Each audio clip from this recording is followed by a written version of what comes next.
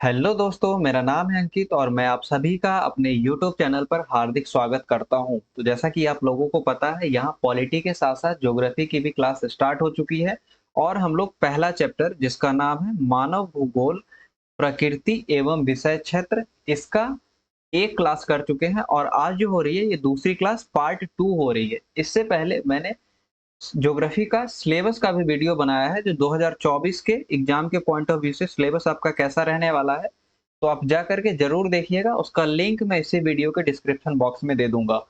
ये क्लास किन बच्चों के लिए इम्पोर्टेंट है? तो ये क्लास उन बच्चों के लिए इम्पोर्टेंट है जो 2024 में बोर्ड का एग्जाम देंगे, जिनका स्ट्रीम आर्ट सब्जेक्ट है, आर्ट है स्ट्रीम है, और उसमें सब्जेक्ट जो है ज्योग्राफी है, और जिनका भाषा लैंग्वेज हिंदी है, उन सभी के लिए ये क्लास बहुत ही ज़्यादा इम्पोर्टेंट होने वाला है। चाहे वो बिहार से हो, उत्तर प्रदेश से, छत्तीसगढ़, राजस्थान, हरियाणा, मध्य प्रदेश, झारखंड, वेस्ट बंगाल, जहाँ से भी हो, हिंदी भाषा जहाँ पे हिंदी भाषा की पढ़ाई हो रही है और उनका जो लैंग्वेज है हिंदी है, उन सभी बच्चों के लिए ये क्लास बहुत ही ज़्यादा इम्पोर्टेंट होने वाला है।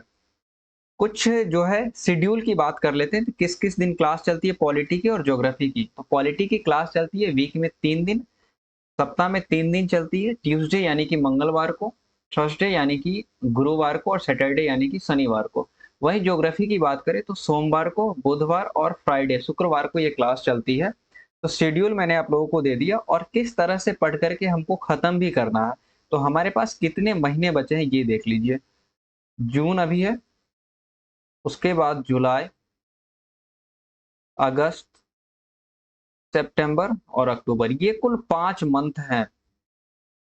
ये कुल 5 मंथ है। इस 5 मंथ में हमें ज्योग्राफी और पॉलिटी दोनों खत्म करना है, ताकि जो आगे का 3 मंथ बचा है हमारे पास, नवंबर, दिसंबर और जनवरी, फरवरी में आपका एग्जाम हो जाएगा, तो इस 3 महीने में हम लोग रिवीजन करेंगे। हम लोग कैसे रिवीजन करने वाले हैं? तो वन शॉट वीडियो के माध्यम से रिवीजन करेंगे, यानी कि एक वीडियो में एक चैप्टर का पूरा एक्सप्लेनेशन होगा। उसके बाद उसके बाद जो होगा ऑब्जेक्टिव क्वेश्चन आंसर और सब्जेक्टिव क्वेश्चन आंसर, जो मोस्ट इंपोर्टेंट क्वेश्चन आंसर होंगे, ये करवाए जाएंगे। जनरल वे में नहीं करवाया जाएगा जैसे अभी करवाया जा रहा है। हालांकि अभी पढ़ने का आपको बेनिफिट ये होगा कि अगर question out of the box भी आते हैं, कॉर्नर क्वेश्चन आते हैं, तो वो आप उनको कर ले जाएंगे। ठीक है, तो ये मेरे समझाने का मतलब है, मेरे कहने का यही तात्पर्य है कि अगर अभी से पढ़ेंगे तो ज्यादा बेनिफिट में रहेंगे। 2-3 महीने में आप एक अच्छे मार्क्स ला सकते हैं, लेकिन एक अच्छा नॉलेज नहीं हो सकता आपके पास। ठीक है, और ये बहुत ही हार्श रियलिटी है, शायद ही कोई आपको बताएगा, लेकिन यही रियलिटी है। हम लोग आगे बढ़ने से पहले ये देख लेते हैं कि पिछले क्लास में हम लोगों ने क्या क्या पढ़ा है। ज्योग्राफी शब्द की उत्पत्ति कैसे हुई और किसने की, इसके बारे में हम लोगों ने पढ़ा। ठीक है, परिभाषा ज्योग्राफी की क्या होती है ये मैंने बताया आपको। भूगोल के जनक किनको कहा जाता है और क्यों कहा जाता है, इसके बारे में मैंने बताया है। आधुनिक भूगोल के जनक कौन है, इसके बारे में भी मैंने बताया है। भूगोल की शाखाएं कौन कौन सी है, इसके बारे में भी मैंने बताया है। और मानव भूगोल की क्या क्या विचारधाराएं हैं, यानी कि निश्चयवाद, उन्हीं उसी को नियतिवाद कहते हैं। उसके बाद जो दूसरी विचारधारा है संभववाद की विचारधारा, और जो तीसरी विचारधारा है नव निश्चयवाद या नव नियतिवाद की विचारधारा है। तो टोटल इतना टॉपिक पिछले क्लास में कवर किया जा चुका है। जो बच्चे नहीं देखे हैं वो ये क्लास देखने के बाद जरूर जाइएगा और पिछला क्लास देखिएगा। उसका लिंक मैं इसे वीडियो के डिस्क्रिप्शन बॉक्स में दे दूंगा। आज की क्लास हम लोग शुरू करते हैं, ज्यादा बातें नहीं करेंगे। आज की क्लास में हम लोग देखने वाले हैं मानव भूगोल की प्रकृति, यानी कि मानव भूगोल का जो नेचर है, स्वभाव है, यह कैसा है। अगर बात करें मनुष्य का स्वभाव, तो मनुष्य का स्वभाव कैसा होता है? मनुष्य जो है समाज में रहना पसंद करता है। ठीक है, मनुष्य बातचीत करना पसंद करता है, मनुष्य सोचता है, महसूस करता है, एक्ट करता है, ठीक है, कार्य करता है। यह मनुष्य की प्रकृति है। तो यह हो गई मनुष्य की प्रकृति।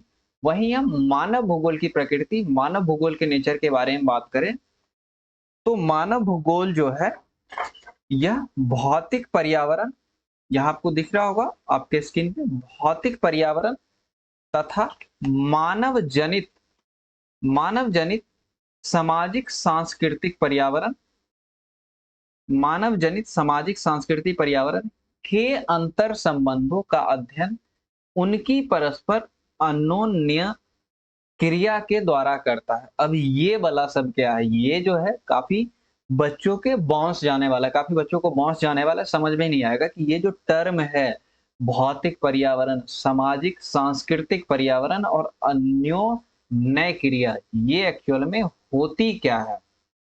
भौतिक पर्यावरण का क्या अर्थ होता है, ये समझिए, ठीक है? जो भौतिक पर्यावरण होता है, उसका क्या अर्थ होता है, ये समझिए।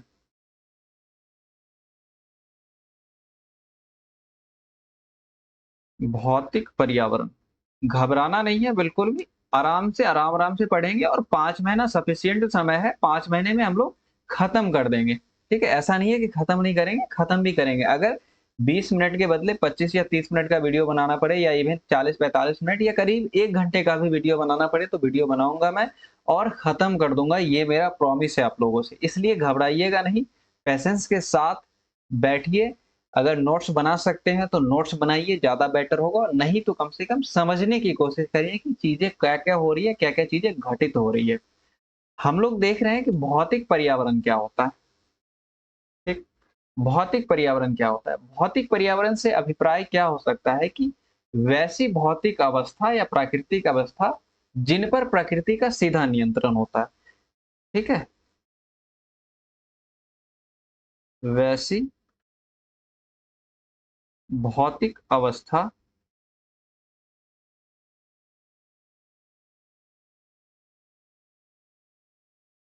जिन पर प्रकृति का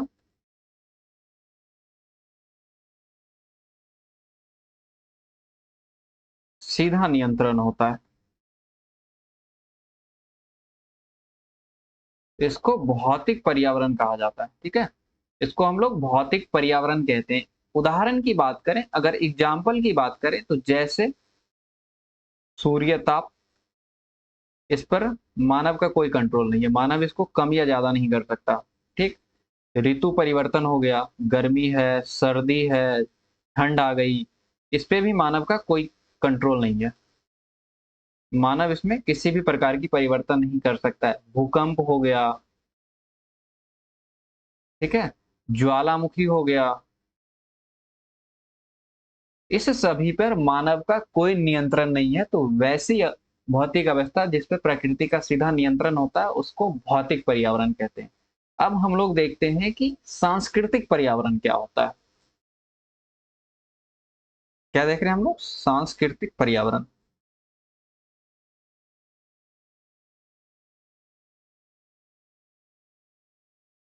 सांस्कृतिक पर्यावरण।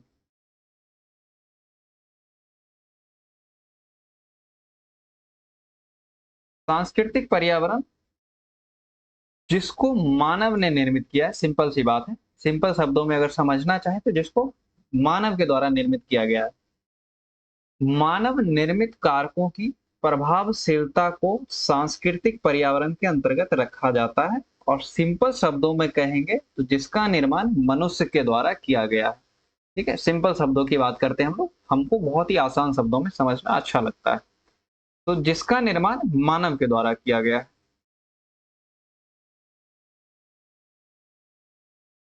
जिन वस्तुओं का निर्माण मानव के द्वारा किया गया है, मानव के द्वारा किया गया, ठीक। उदाहरण की बात करें तो आपके ज़हन में बहुत कुछ आ सकता है। सड़क ले लीजिए, पुल ले लीजिए, सड़क हो जाएगा, पुल हो जाएगा, ठीक है? जलमार्ग हो जाएगा, जलयान, वायुयान, वायुमार्ग, उद्योग, मशीन, ठीक है? घर इत्यादि, ठीक है? ये सब जो हो जाएँगे सांस्कृतिक पर्यावरण के उदाहरण हो जाएँगे। वहीं पे एक और टर्म था अन्योन्य क्रिया, ठीक है? क्या टर्म था वहाँ पे? अन्योन्य क्रिया। अन्योन्य क्रिया। अब ये क्या होता है? अन्योन्य क्रिया। कोई भी 2 वस्तु है, वह एक दूसरे पर बल लगाती है और एक दूसरे को प्रभावित करती है, ठीक है? कोई भी 2 वस्तु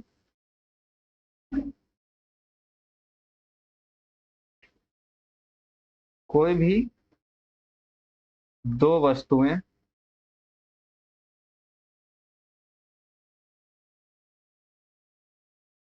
एक दूसरे पर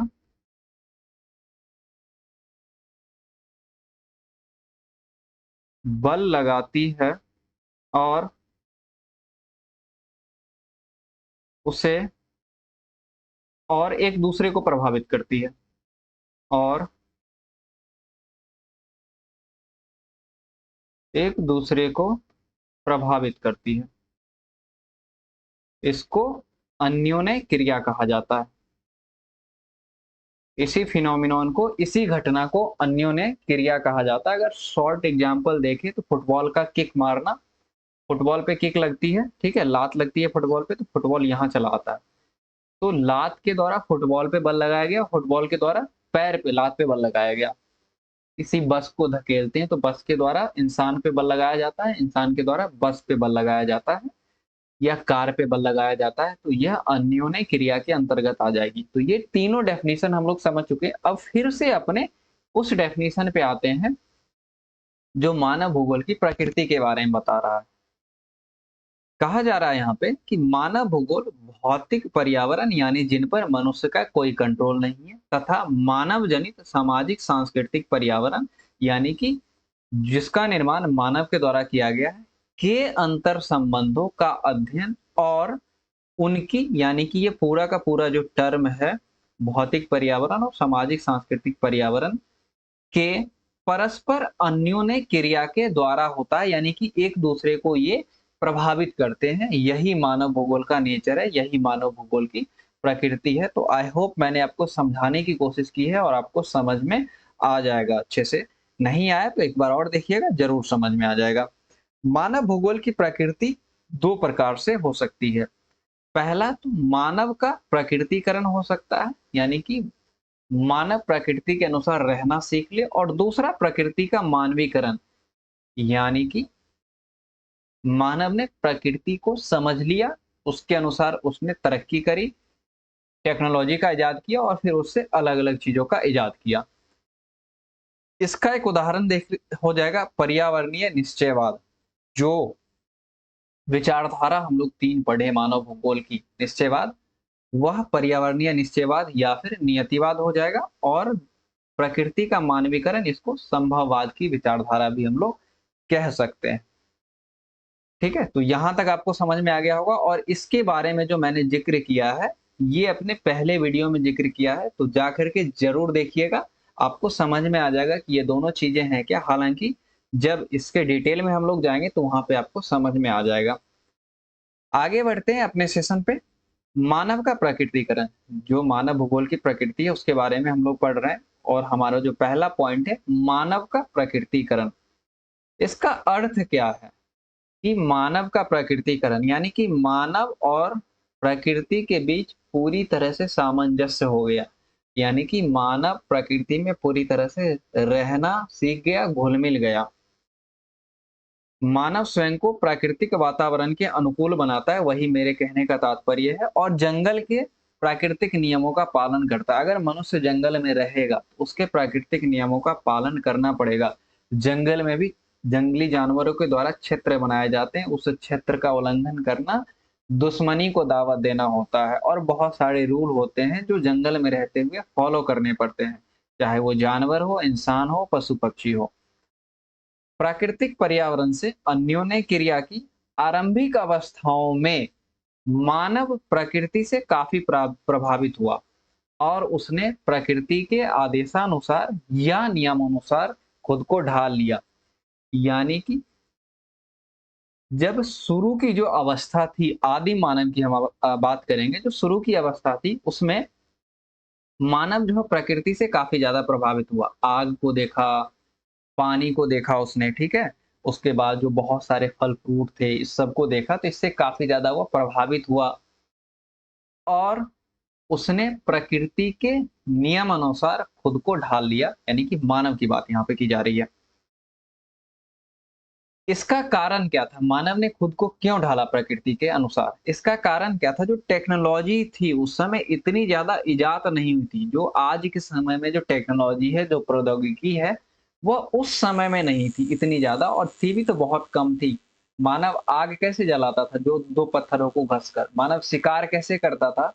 जो वही पत्थर के जो औजार बनाए जाते थे उस औजार के माध्यम से मानव शिकार करता था। लेकिन आज जो है शिकार करने का अलग प्रचलन है, हालाँकि शिकार नहीं किया जाता, लेकिन फिर भी तस्करी जो होती है उसमें क्या होता है, आधुनिक हथियार आ गए। आग जलाने के लिए माचिस है हमारे पास, और भी बहुत सारे संसाधन हैं।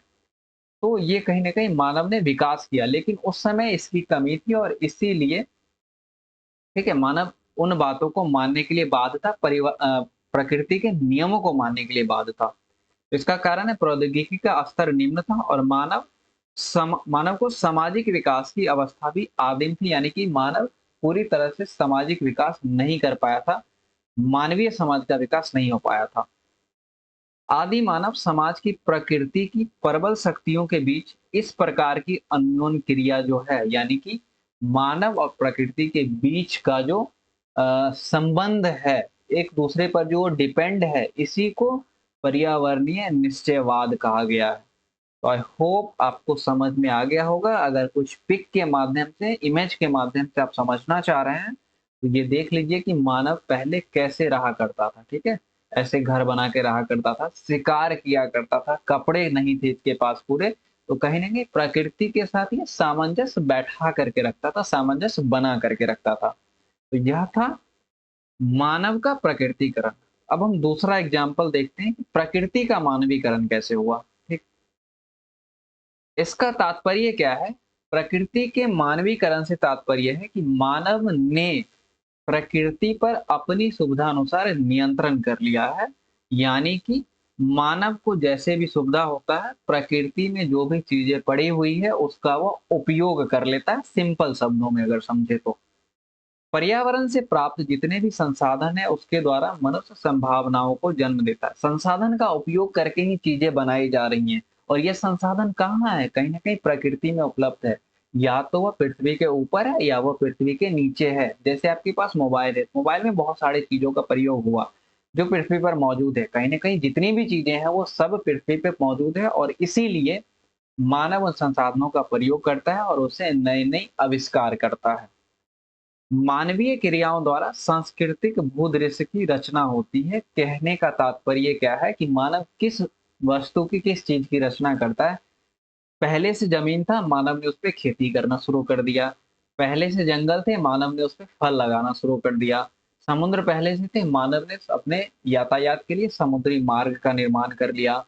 मानव ने उपग्रह को अंतरिक्ष में भेजा, जिससे मौसम की जानकारी या और भी जो उपकरण है, या जो और भी जो चीजें हैं, इस सब की जानकारी, जैसे संचार के माध्यम किस प्रकार से बेहतर हो सके, किस प्रकार से टेक्नोलॉजी या कनेक्टिविटी अच्छी हो सके, इसके लिए मानव ने उपग्रह को अंतरिक्ष में भेजा।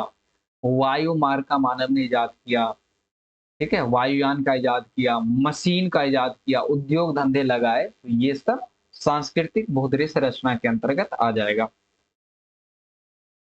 प्रकृति जो है अवसर प्रदान करती है, प्रकृति मानव को अवसर प्रदान करती है, और मानव उसका भरपूर उपयोग करता है, और धीरे धीरे इसी प्रकार प्रकृति का मानवीकरण हो जाता है, ठीक? और प्रकृति पर मानवीय प्रयासों की छाप पड़ने लगती है। जैसे कि आप लोगों ने ब्रिज देखा होगा, पुल देखा होगा, सैटेलाइट देखा होगा। ये सब क्या है? प्रकृति पर मानवीय प्रयासों की छाप है, और इसी विचारधारा को संभववाद कहा गया है। तो आई होप आपको इतनी चीजें समझ में आ गई होंगी। अगर नहीं समझ में आए तो एक बार फिर से जाकर के देखिएगा, और कमेंट जरूर करिएगा कि सेशन जो है, ये जो समझाने का जो मैंने समझाने की कोशिश की आपको, वो कैसा लगा आपको? आपको समझ में आया या ना आया? जो प्रकृति का मानवीयकरण हुआ है, ये आप देख सकते हैं, ये क्या है? चिनाब ब्रिज है जम्मू कश्मीर में।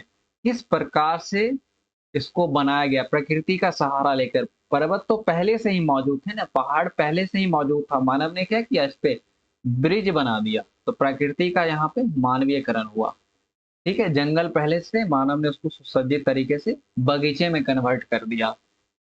जमीन पहले से थे, मानव ने उस पर खेती करना शुरू कर दिया, और मानव ने बहुत सारे संसाधनों का प्रयोग करके उपग्रह सैटेलाइट को अंतरिक्ष में प्रक्षेपित किया, ताकि मानव और टेक्नोलॉजी में आगे आ सके। तो आई होप ये बातें आपको समझ में आ गई होंगी। आज की क्लास यहीं तक रहने देते हैं। अपनी अगली क्लास में इस चैप्टर को कंप्लीट करने की पूरी कोशिश करूंगा। मिलते हैं तब तक अगले क्लास में। सेशन को लाइक, शेयर और हमारे चैनल को सब्सक्राइब जरूर कीजिए। बेल आइकन को प्रेस कीजिए ताकि नोटिफिकेशन आपको समय से मिल जाएगा। और साथ ही हमारा टेलीग्राम ग्रुप ज्वाइन कीजिए। इस पे भी मैं जो है क्लास डाल दिया करता हूँ। अगर आपको यूट्यूब से नोटिफिकेशन ना मिले तो टेलीग्राम से नोटिफिकेशन जरूर मिल जाएगा। और साथ ही साथ जो इम्पोर्टेंट पीडीएफ होगा ये भी मैं टेलीग्राम ग्रुप पे ही डालूंगा। तो आज के लिए इतना ही रहने देते हैं। मिलते हैं अपनी अगली क्लास में। तब तक के लिए थैंक यू।